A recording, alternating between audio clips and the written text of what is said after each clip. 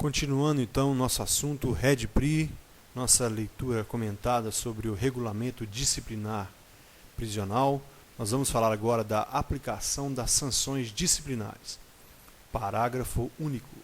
Na hipótese de cometimento de falta disciplinar por preso internado em unidade médico-prisional para cumprimento de medida de segurança e tratamento psiquiátrico temporário, a unidade deverá. Então, o preso que estiver internado em unidade médico-prisional e aquele que também estiver tratamento psiquiátrico temporário. A unidade a respeito desses presos deverá manter o preso provisoriamente isolado à disposição do profissional responsável pelo seu tratamento, resguardando a integridade física dos demais pacientes. Então, o preso deve ficar provisoriamente isolado para que ele tenha a condição de ser atendido pelo profissional responsável por ele e também resguardar a integridade física dos outros, né? Porque esse preso pode estar violento, pode estar passando por alguma dificuldade, algum transtorno muito forte naquele momento. 2. Providenciar para que o profissional responsável pelo tratamento do preso emita parecer sobre suas condições clínicas e mentais, né? Esse inciso 2 é justamente para que tenha possibilidade de realizar o 3, que é encaminhar a ocorrência ao Conselho Disciplinar ou à Comissão Técnica de Classificação para, com fulcro no parecer médico, deliberar sobre o fato. Então, não tem como deliberar sobre a falta do preso se não tiver o parecer da sua qualificação mental, porque um preso, se ele estiver totalmente transtornado mental, ele não pode receber uma sanção, já que aquela falta que ele cometeu foi devido ao seu transtorno mental. Da gradação das sanções disciplinares. Artigo 49. São sanções disciplinares leves. Então nós vamos falar da gradação, da sequência de gravidade das sanções. Então vamos falar das sanções leves, das sanções médias e também das sanções graves. São sanções disciplinares leves. Essa não tem como errar, né, pessoal? Advertência verbal, repreensão escrita. Muito leve, simples. Advertência verbal, repreensão escrita, sem maiores segredos. Artigo 50. Consideram-se sanções disciplinares médias. Então, as punições de natureza média. Suspensão ou restrição de direitos. 2. Isolamento na própria cela por período de até 10 dias. Preste atenção, que nós vamos ver que nas sanções disciplinares graves, o isolamento na própria cela será de 11 dias até 30 dias. E nas sanções médias, isolamento na própria cela por período até 10 dias.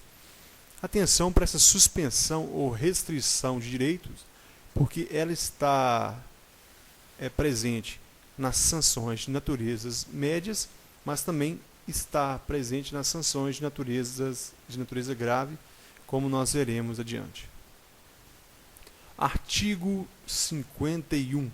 Considera-se sanção disciplinar grave a suspensão ou restrição de direitos, como eu acabei de falar, o isolamento na própria cela ou em local adequado por período de 11 a 30 dias. A média é até 10 dias.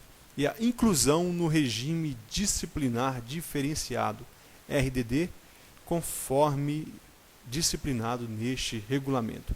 Então, atenção maior nós devemos ter aqui na questão da suspensão ou restrição de direitos, né?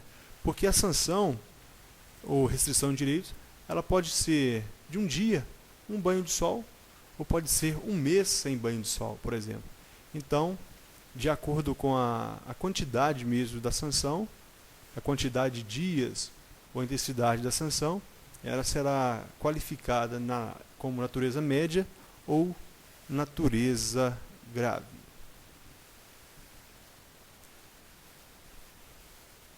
Do procedimento disciplinar.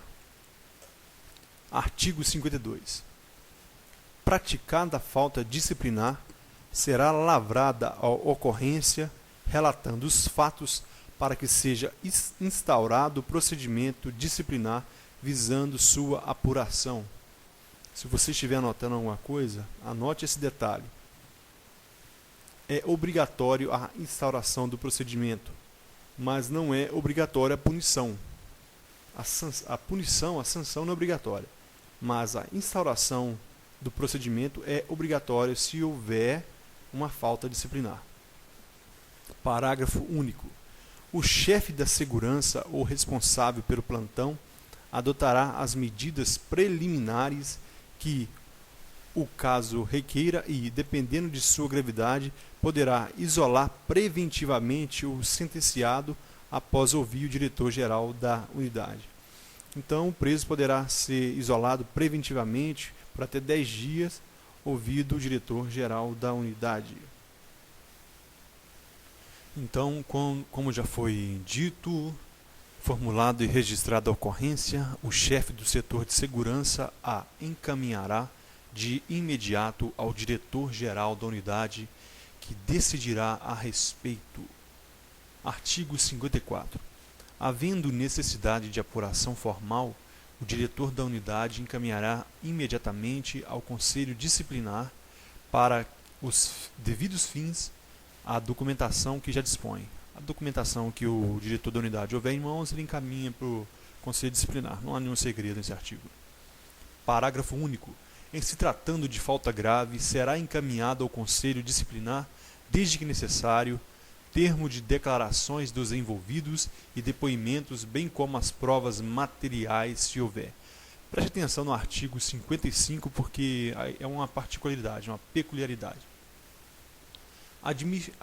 Admitir-se-á como prova todos os meios previstos em direito. Então, todas as provas que é prevista no direito também será admitida aqui no REDPRI, será admitida na unidade prisional, no caso de faltas, né? O interessante é o seguinte, nós sabemos que no direito penal, no direito em geral, é permitida a prova emprestada, a prova fora da terra, e nós sabemos também que não são permitidas as provas obtidas por meio ilícito, por exemplo, uma escuta telefônica não autorizada, apesar de que em alguns casos o Supremo Tribunal Federal tenha admitido, mas em geral não.